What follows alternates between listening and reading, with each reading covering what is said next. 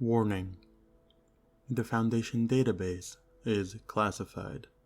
Any unauthorized personnel will be tracked, located, and detained. Any further action will result in your immediate termination. Contain, secure, protect. Item number SCP-003. Object Class Euclid. Special Containment Procedures. SCP-003 is to be maintained at a constant temperature of no less than 35 degrees Celsius, and ideally kept above 100 degrees Celsius. No living multicellular organism of Category 4 or higher complexity may be allowed to come into contact with SCP-003.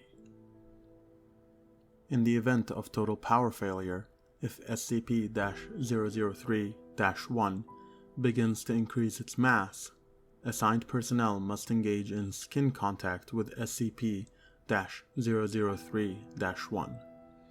Ideally, personnel may use their body heat to return SCP-003-1 to above the critical temperature.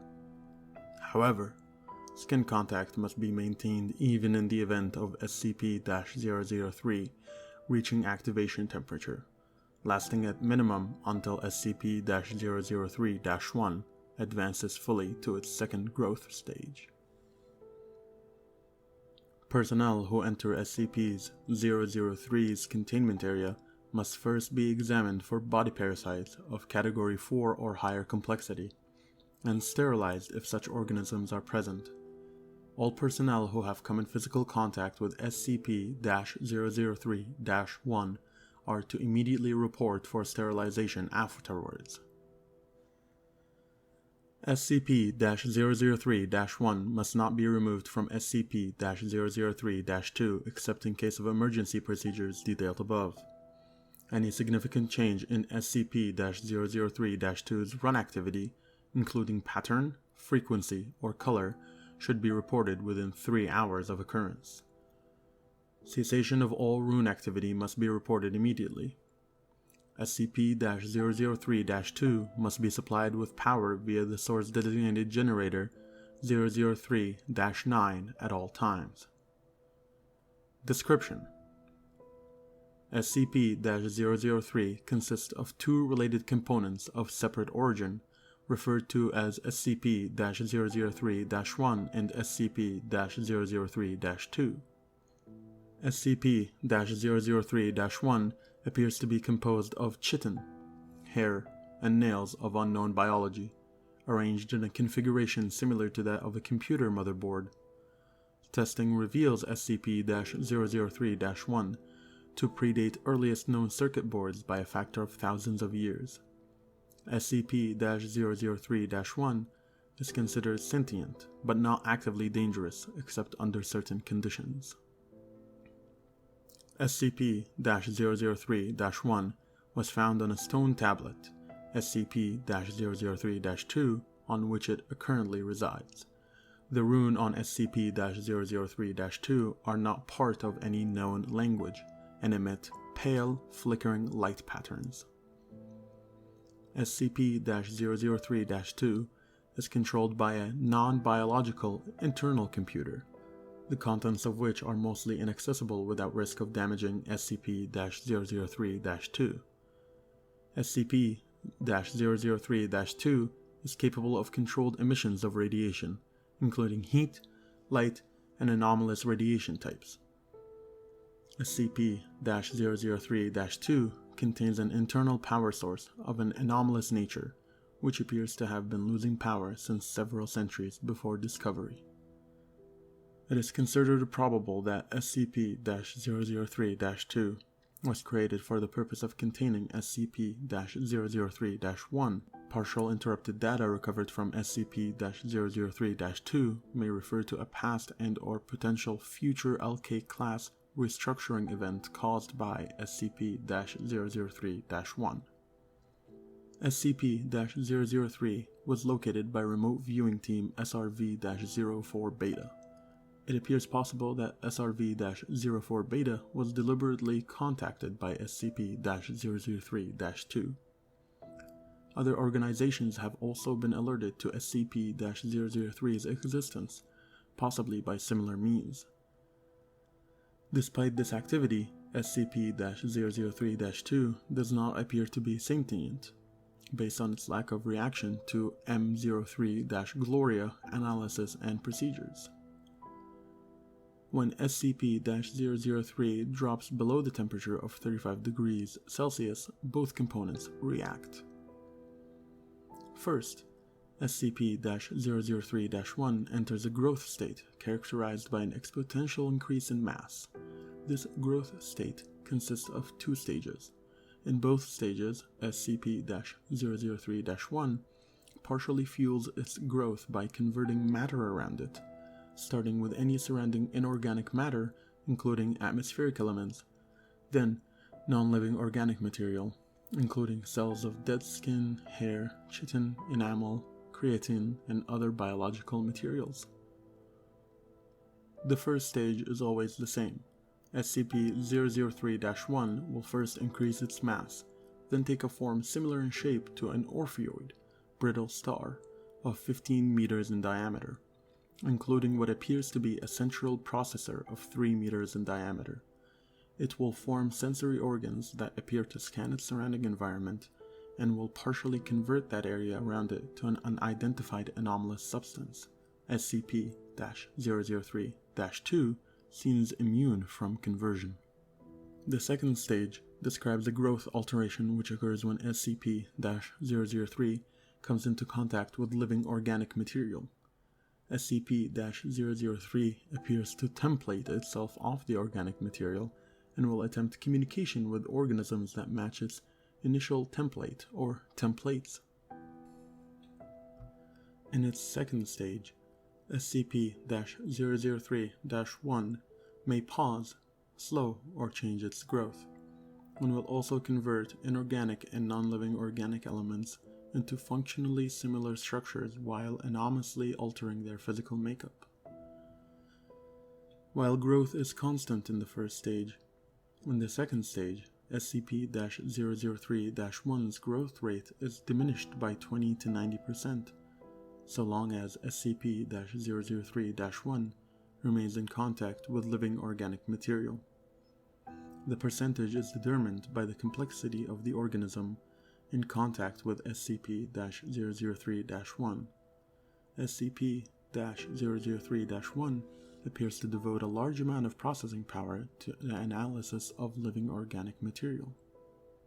During each of SCP-003-1's growth stages, SCP-003-2 releases bursts of radiation that temporarily inhibits SCP-003-1's growth, or reverses this growth when the temperature of SCP-003-1 rises above 100 degrees Celsius. Similar radiation emissions have been replicated or recorded via other anomalous means. SCP-003-1's biology has been the subject of extensive study. Significant elements have been identified similar to SCP-1512 and SCP-2756, the latter two of which have no further confirmed connections with SCP-003-1, and no known connections with each other, and none of which are fully understood. Technically, even less understood than SCP-003, thanks to the extensive cross-disciplinary research on the SCP-003 subjects. To date, no convincing analyses have been put forward which satisfactorily explains SCP-003-1's connection to these SCP objects or others, nor its connection to modern technology beyond appearance, and potentially mimicry via unknown mechanism. Addendum 003-1, acting on information gathered from linguistic analysis of SCP-003-2's runes and comparative data analysis, research team M03-Gloria has managed to establish a link between SCP-003 and for analysis of functions. SCP-003-1 must now be considered sentient and is to be kept at a minimum of 1 kilometer from redacted and the resulting byproduct at all times. Addendum 003-02. SCP-003-2's power loss has been exacerbated by the procedures performed by M03-Gloria. On orders of O5-10, M03-Gloria will continue procedures. Addendum 003-03. During M03-Gloria procedures, SCP-003-1 doubled its mass and began rapid structural growth. Temperature would immediately return to 100 degrees Celsius. Growth and mass increased of SCP-003-1 continued for 9 minutes and 6 seconds, at which time a sustained radiation spike was produced by SCP-003-2. In response, SCP-003-1 returned to its normal state in 3 minutes and 39 seconds. New growth dissolved into a dusty residue which was collected for analysis. Both SCP-003-1 and SCP-003-2 ceased all detectable activities. SCP-003-2 did not resume activity until connected to external power source. SCP-003-2's runes glowed uniformly gray and did not resume normal activity for 3 hours. SCP-003-2 no longer appears to be able to maintain containment area at a temperature above 35 degrees Celsius without external power supplies by generators 003-3 through 9. Addendum 003-04. The procedure detailed in Addendum 003-03 was repeated, and SCP-003-1 again entered a growth state. After 10 minutes and 13 seconds, SCP-003-2 once again produced a sustained radiation spike. SCP-003-1's growth stopped for 36 seconds, then resumed at its previous pace. On quadrupling its mass, SCP-003-1 formed a coherent outer shell and body. After appearing to scan its environment and partially converting its environment, SCP-003-1 then breached containment, entering the observation gallery where 9 members of M03-Gloria were present. On physical contact with team members, SCP-003-1 encompassed them in rapidly grown appendages and stopped growth for 15 minutes. SCP-003-1 then resumed growth and rearranged the component parts of the center of its form to the shape of the 3 meters tall female humanoids, with peripheral tentacles shifting to extrude primarily from SCP-003-1's newly formed hair and spine. SCP-003-1 then produced rudimentary vocalization and an apparent initial to attempt to communicate with researchers. An unknown individual approached the compromised containment area in a company of a full squad of agents.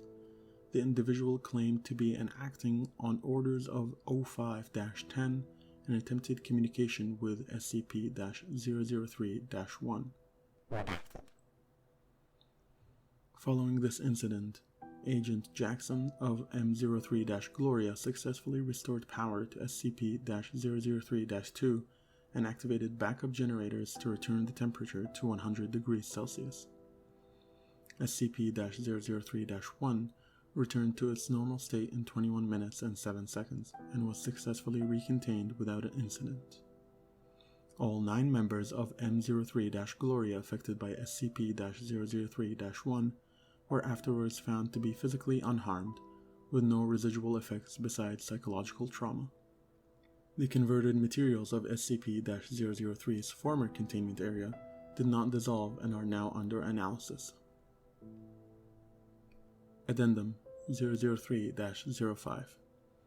In light of the previous incident, O5-10 was removed from the O5 Council by joint decision of O5- 05- and 05- M03- Gloria procedures have been indefinitely suspended. Special Access Program M03- Gloria required. Access granted. Open file. Transcript of Incident Report 821-B Cycle 8 for dissemination to the 05 Command and staff. Interviewers and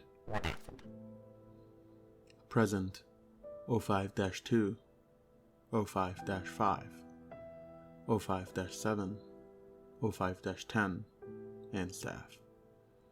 Interviewed Dr. Tilda David Moss, M03- Gloria Lead.